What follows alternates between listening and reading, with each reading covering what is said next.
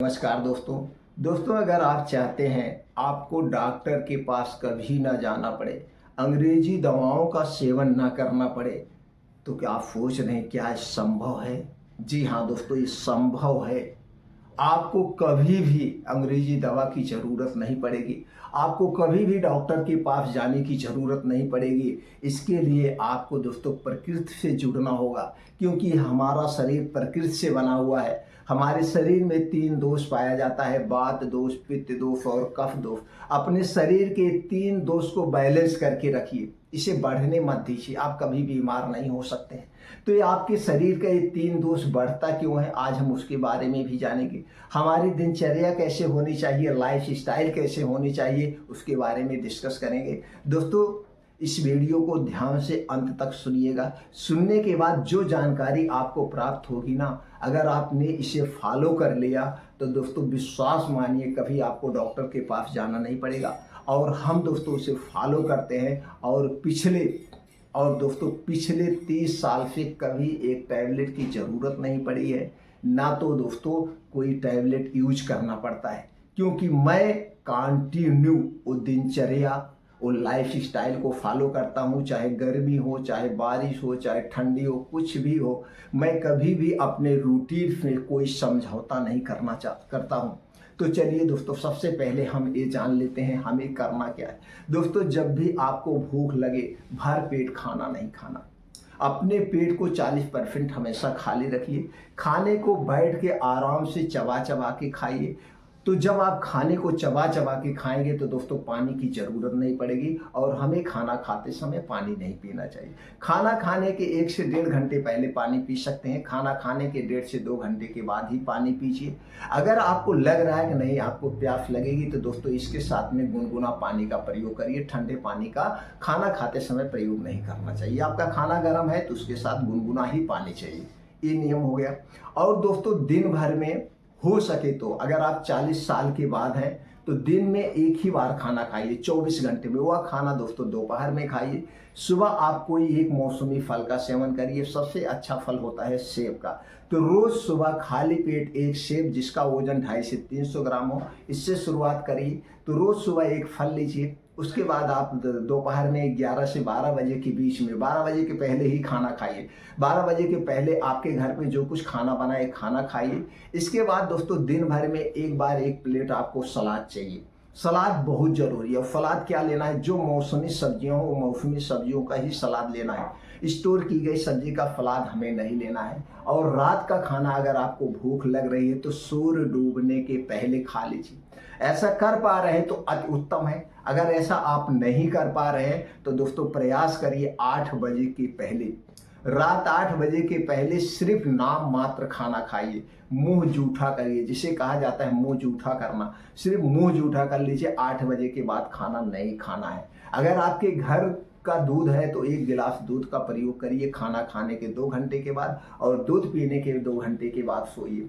दूध नहीं है तो कोई बात नहीं है, पैकेट का दूध नहीं चाहिए, 1 गिलास पानी पी के सो जाइए। अगर दूध है, आप दूध पीना चाहते हैं तो दूध को सादा मत पीजिए। ठंडी का दिन है तो कभी दालचीनी डाल के पीजिए, कभी हल्दी डाल के पीजिए। अगर बारिश का दिन है तो दोस्तों कभी आप उसमें मुनक्का डाल के पीजिए, कभी उसमें छुहारे डाल के पीजिए, कभी त्रिफला चूर्ण ले लीजिए। अगर ठंडी का दिन है तो कभी हरी इलायची डाल के ले लीजिए, कभी सौंफ का दूध डाल के। इस तरह से दूध का सेवन करेंगे तो दूध के 2 गुना फायदे आपको मिलेगा। ये आपको खाने पीने पे, और अपने खाने में ज़्यादा से ज़्यादा सब्जियों का सेवन करिए, वो भी मौसमी सब्जियों का। और बीन्स है उन्हें रात में भिगो के सुबह ले सकते हैं। ड्राई फ्रूट है रात में भिगो के सुबह आप खा सकते हैं। ये आपकी डाइट होनी चाहिए। और सिर्फ हमें गेहूं की ही रोटी नहीं खाना चाहिए, मोटे अनाज का भी प्रयोग करना चाहिए। मोटे अनाज की बात करें तो दोस्तों जैसे जौ हो गया, रागी हो गया, चना हो गया, ज्वार हो गया, बाजरा हो गया, सांवा हो गया, इसकी भी कभी कभी हमें रोटियां खानी चाहिए, सिर्फ गेहूं की रोटी पे नहीं। ये तो हो गया खाने पीने से संबंधित। अब मेन जरूरी है हमें अपने शरीर को एक्टिव रखने के लिए।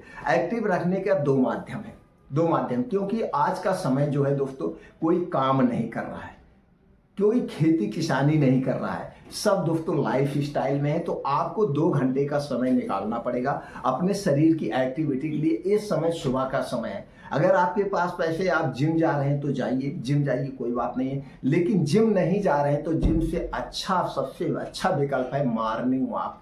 रोज सुबह दोस्तों आप उठने का प्रयास करिए।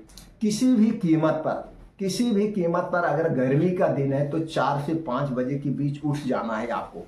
4 बजे के बीच, 4 बजे के बाद नहीं सोना है। 4 बजे उठिए और शाम को ब्रश करके सोना है, जिससे दांत आपके सेफ रहें। उसके बाद सुबह उठने के बाद 1 से 2 गिलास गुनगुना पानी आप पीजिए।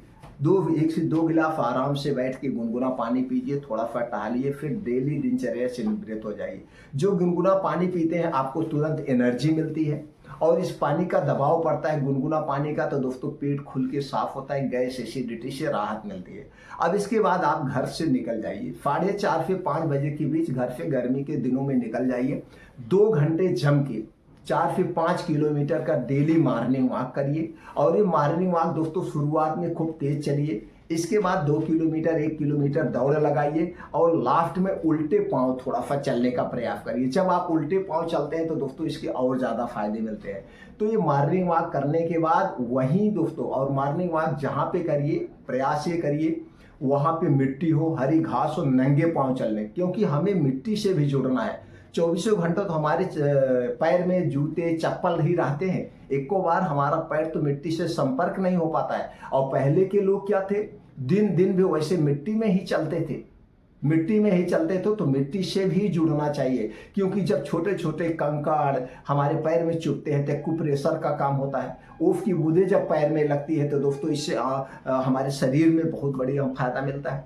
तो मॉर्निंग वॉक करने के बाद वहीं बैठ के 2 योगा जरूर करिएगा। पहला है अनुलोम विलोम 15 से 20 मिनट, दूसरा है कपालभाति दोस्तों, इसे 15 से 20 मिनट, और हो सके तो 100 बार दंड बैठक करिए, सपाट मारिए, बीम चूमिए अपने शारीरिक क्षमता के अनुसार। अगर आपको बालों से संबंधित समस्या है, जैसे बाल सफेद हो रहे हैं, आंखों में बाल झड़ रहे हैं, तो दोस्तों शीर्षासन करिए। और अंत में 15 से 20 मिनट का मेडिटेशन जरूर करिए। मेडिटेशन करने से हमारे अंदर की नेगेटिविटी खत्म होती है और हमारे अंदर पॉजिटिविटी आती है।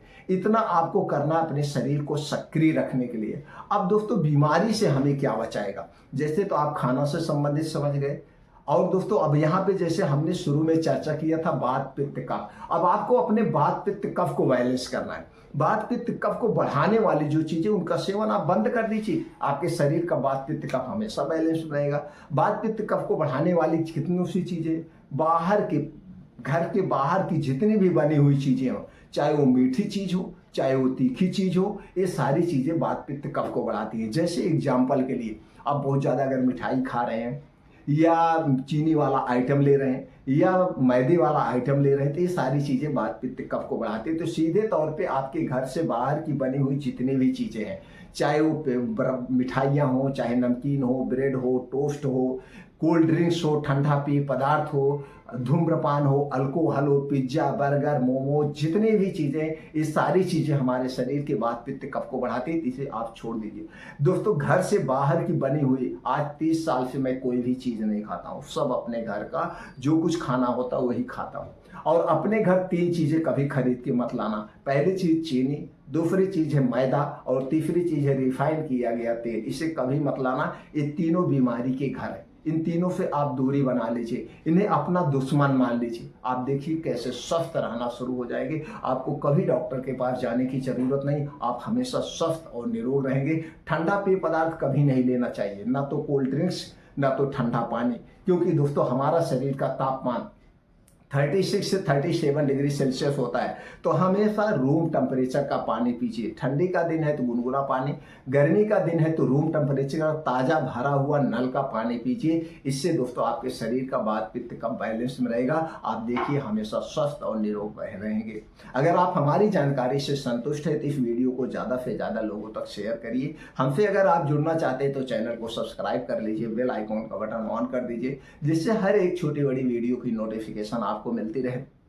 दोस्तों हमारी जानकारी से संतुष्ट हैं और हमें खुशियां देना चाहें, हमें उत्साहित करना चाहते हैं तो वीडियो को लाइक करके कमेंट सेक्शन में ओके थैंक कुछ भी लिख सकते हैं। फिर मिलते हैं मित्रों अगले वीडियो में।